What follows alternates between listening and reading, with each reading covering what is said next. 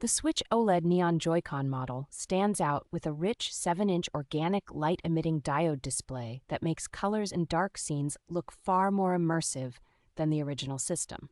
Its wide, sturdy kickstand finally makes tabletop play comfortable, letting you adjust viewing angles easily for local multiplayer sessions or solo gaming on a desk. Nintendo has doubled the built-in storage compared with the launch model, so you can keep a healthy library of digital games on the system before needing a memory card.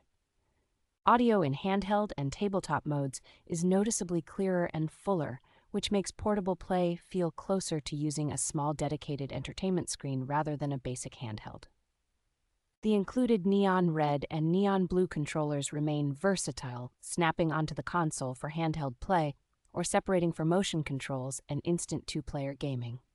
You get the full docked setup in the box, including the updated base unit and necessary cables, so it is ready for both television play and travel right away.